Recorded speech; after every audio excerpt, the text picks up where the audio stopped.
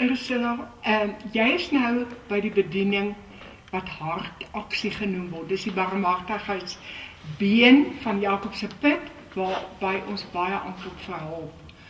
Kan jy vir my 'n bietjie sê wat julle alles doen by hartaksie? Gewoonlik kry ons net 'n oproep van julle af wat sê iemand het hulp nodig of hulle klop self aan. Ons voer 'n onderhoud met hulle. Ons vind ons uit hoeveel lede is in die gesin, want ons weet dan nou nie wat se behoefte nie. Dan help ons hulle met 'n kospakkie vir die daaglikse goed wat hulle nodig het. Koffie, tee, melk, suiker en daar. Die goed en dan vind ons ook uit hoe lank is hulle al werkloos, want dan is die nood soveel groter. Eenmal 'n maand het ons voedselverspreiding, met ons alimentasiepakke. Dan reël ons met hulle om op 'n 3 maandelikse basis vir hulle dan nou 'n groentepak te gee saam met ons voedselverspreiding. Na die 3 maande voer ons weer 'n onderhoud met hulle om te hoor uit hulle nou al werk gekry of die behoefte nog steeds daar is. Saam met die onderhoud die eerste keer wat ons voer, vind ons dan ook uit hoe is die klere situasie en komberse.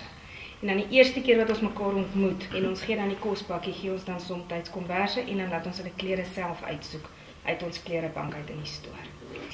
Kry julle partykeer tot skoene in om dit vir die mense te gee? Dames en kinderskoene is regtig, kan ons hulle mee help, maar mans is maar skiep met klere en skoene.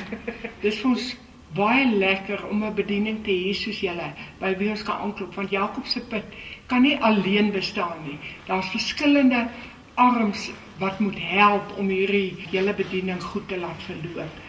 En hartaksie is baie betrokke by ons, waarvoor ons baie dankbaar is. Ja, dankie. Omdat hulle op dieselfde persele is as ons, is dit baie maklik as iemand op 'n donderdagoggend sommer skielik daar by ons aanklop en hy het nie kos, hy het nie klere, hy het niks nie, dat ek net 'n telefoonoproep kan maak en ek kry die hulp van julle af.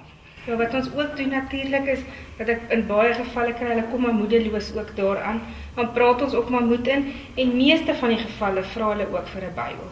Van ons skenkings van die gemeentelede af is ook Bybels, en dan sit ons 'n Bybel saam in die pakkie in, en dan sê ons maar, hou moed, Wonderlik. kom terug, moenie wegraak nie, bel, SMS, as jy nood het. En julle volg oor 'n lang tydperk, volg julle op of die mense nog hulp nodig het en of hulle al werk gekry het of nie. Ja.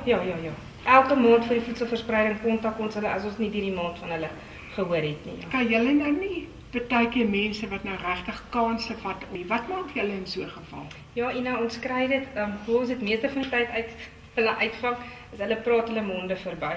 Hulle sal byvoorbeeld sê, het ons dalk weer vir hulle 'n warm baadjie, want hulle het 'n goeie prys vir die vorige een gekry. Dan weet ons, hulle kom haal net by ons goed om dit weer te verkoop. So hulle is nie self honger of kry koud nie.